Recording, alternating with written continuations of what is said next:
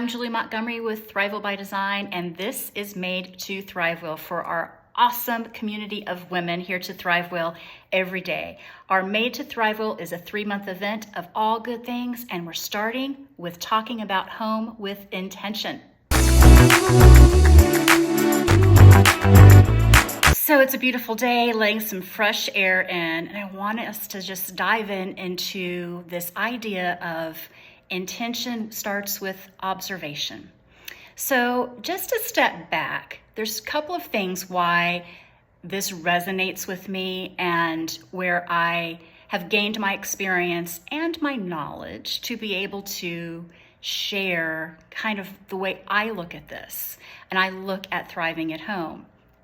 And a couple of things. One is the personal side of me, of course, the experiences, the hard, and all of that information. I believe we are meant to share our stories because others are coming behind us or with us or maybe ahead of us, and that's how we learn and grow. The second is the professional side of me. Just a quick little background. I started in college, was a special education major, and then was a special ed teacher. And while I was teaching, I created individualized education plans, IEPs. Now, we'll get back to why that's important, because when you really think about the makeup of all of who I am and the paths I've taken, it's all the learning that comes together and manifests its way as I am here today. And then professionally speaking, after some time in corporate marketing, I then began to serve clients in their homes, starting with organizing, redesigning, and then dove into remodeling and decorating until as we currently are. And I have done it since 2010. The other personal side of that is the reason why I started.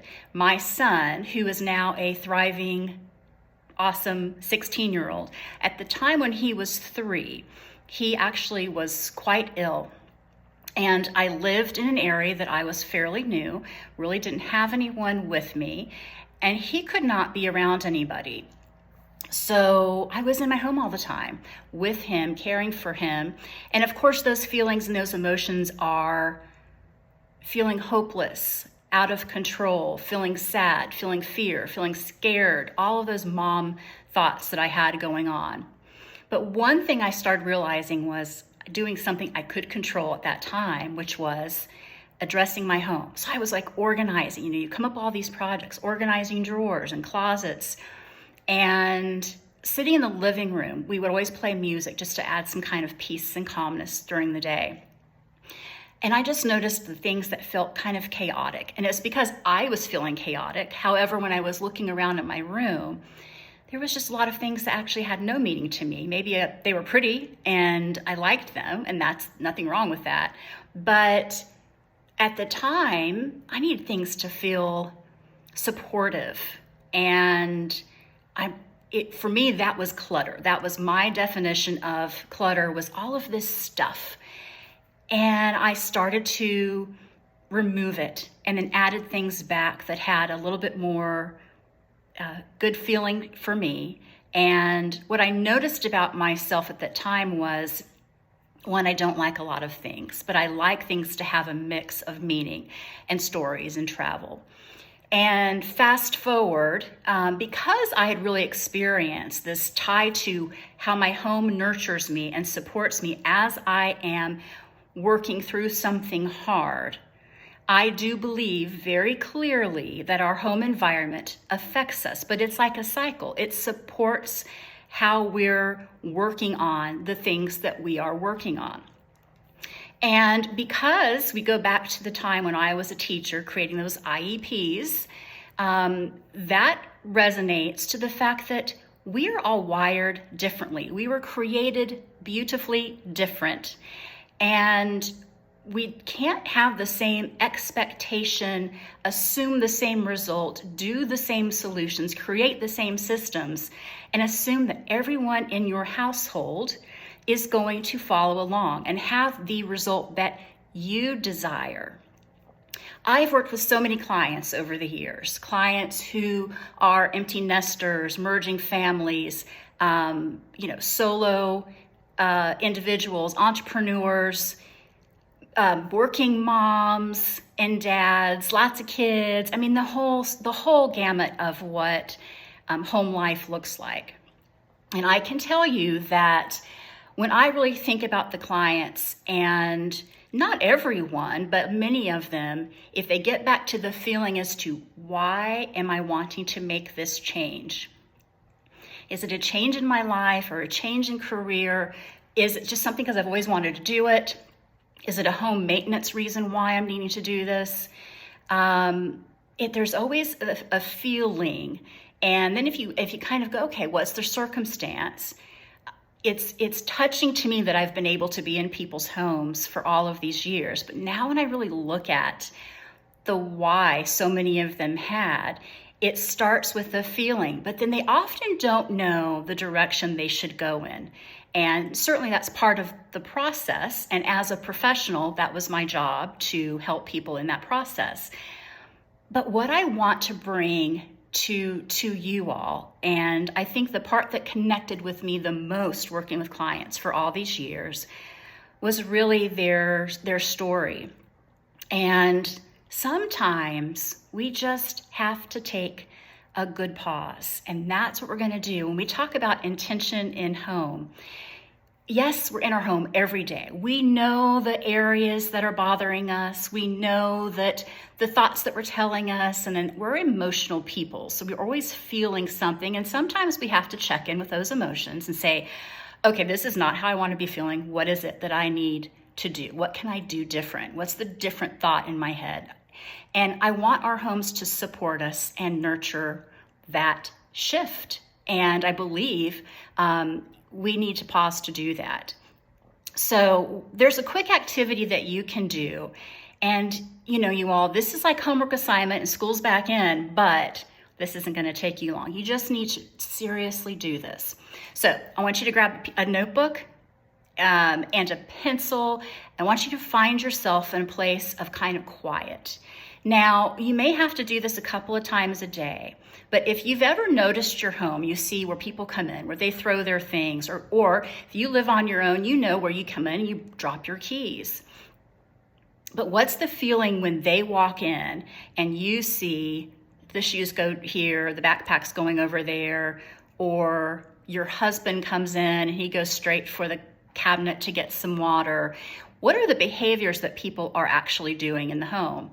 And I always love to talk about function and flow of the home and creating systems, but this is more about observing. So on your piece of paper, I want you to write down, you can do it like a table, like a column, all the spaces in your home. Just go down on one side, write all the spaces, your bedroom, your bathroom, your living room, your kitchen, your patio, all the spaces. And then I also want you to write down the circumstance and the person, because when we really want to observe, we're not just thinking about what I want, what I need, what I want to see. If we don't stop and really look at the picture, we're not going to get the end result right. You're not going to get the feeling to support what you're going through if we're just doing and we're reacting.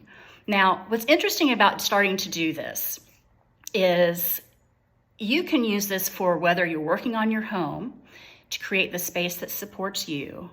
You can even use this as, wow, I did not notice this about myself, or I did not notice this about my son. And it helps in other areas, parenting, for instance. So you're going to write down from every room what you notice about each room. What are the things that speak to you? What are the things that maybe give you an emotion of like, it's a thought that's like, this is a mess, or this is unorganized. Whatever that very quick thought is, I want you to write that down. The person observation that you're doing is, what are they doing in that space? Whether it's your child's bedroom, whether it's people walking in, the second they walk in, what's their first behavior that they're doing? So this is an activity you're going to do. It will not take you long, but you may want to do it at different times because, again, you're a quiet observer at this point. Okay, next. As you go through this, remember back to the fact that I created individualized education plans. We're all wired differently. We learn differently, we think differently, we process differently, we love differently, everything. And so I want you to really think about yourself, your family, and write the person's name down, or if it's you, just put me. And then I want you to list the personality traits, the descriptors, the preferences. A perfect example, and this coming from special education background, but also something that's just close to me, is like if someone has attention deficit disorder, write that down. That's part of their learning. If you're a creative, if you are introverted, I want you just to note those things. And I want you to do the same thing for your family. I want you to note just maybe 5 to 7 descriptors, traits, interest, avid book reader. Think about any of the interests and just kind of quickly write those down. So that's going to be the next part after you've written down some home observation ideas. So now you're observing some things about the person themselves. And remember, we're wired differently. And there's a reason why this all matters. And then another thing that I want you to do was you take a kind of look at that, and here's the thing to think about. Sometimes when we choose to do things in our home, or the order that we do things is because it's an instant, maybe it's a home maintenance issue. Maybe a bathroom pipe's broken and you really have to fix something before you can do something else. And that's priority, right? Anything that's safety, maintenance, those are the things you have to do first. You write those down, that's the top of your list. But the other ideas, okay, so let's say your son is 7 years old and he loves lime green walls and he wants his room to be lime green. And he wants all these things on the ceiling. But he has a lot of things during the day that are very stimulating to him. And so he's busy and everything is just go, go, go, here, here, here. Maybe it's ADHD. Maybe it's just this energy of stimulus that he operates on. I'm sure many of us have children that have been that way or are that way. Does the room help him relax and rest after a full day when it's vibrant and full of a lot of things? Or is it stimulating? So think about their learning style and how it also ties into maybe their nighttime behavior. Let's fast forward to this. You get home from work, you're an introvert by nature, and yet all day long you're around teams and meetings and people, and you handle it great, right? But there's a point where you get home and you're just kaput. So what do? What do you need to have that moment to support you to kind of calm down from the day, right? You have a system. Maybe it's you like to sit on the patio for 5 minutes and have a cup of hot tea. If you have children, they're running at you. It's hard to transition very hard to transition from work to family and give yourself that moment. But again, kind of like the child with the lime green walls, we don't want to be so stimulated when we need to calm down. So maybe it's addressing your bedroom or giving yourself a little sitting area. So really thinking about your personality and how you operate. Now, the other piece of this is while you're doing this, you're writing their names down, or this is just for you, and you're thinking about all of this. Then you're thinking about their learning styles. Again, maybe it's someone who really has to take time to process. Or maybe they lack focus. So whatever that is, just remember, we're all different. We're all wired differently, and you're going to keep seeing things. You might even notice things that you were just took for granted or just didn't even realize. And when you start to shift into this mindset of what do others need to support them, imagine what that does to support any actions or behaviors that come because of because of not being in a room or not being in a space or not having a system that really does work for the people in the entire home. And we all want the pretty things, and it's great to add. I've done it where I'm putting beautiful pillows on sofas and picking out lovely paint colors and fixtures, and all of that is wonderful. It's wonderful. But I want you to take a pause. We're so used to reacting to things and just doing. We're so used to that we often don't step back and kind of have a better or a different or a new understanding. And if I can help create that new understanding, then I think we're all onto more intention in our home and how we utilize our home. Maybe there's not a big change that needs to happen. Or maybe the change that you were going to do just needs a little bit of a back pedal to make sure that it's really going to give you the end result, the desired result that you want, you deserve, but it's actually going to be supportive. So that's where we're going to start with for now. And there's more to this, but this is the first part. So the observation of your spaces, the people in the spaces, any circumstances, you're going to write that down.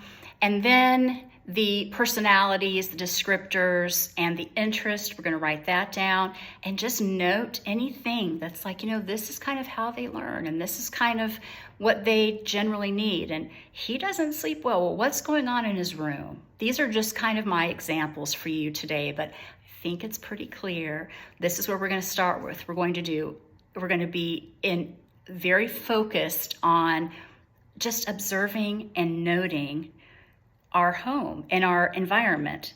And the end is that we want it to support us in our feelings, so that, as you're going through hard things, for instance, me at home with a 3-year-old who was sick, there's so many different things in our life story, but as you're going through them, how does your home nurture you? Or how does your home nurture you at the end of the day? And I think it's an interesting activity to do, because you really observe, oh, no wonder they're never going to put their stuff here, because this is what they're doing. And I see it now. Like, just observe, just pay attention for a short minute. It really won't take you that long. Okay, so that's the first thing we're going to do. And next, we're going to be talking about some other really great things. So come back, but this is quick. So don't put too much in time into this. And I think you'll be glad that you've done this. Okay, guys, made to thrive well. We're going to continue on home next.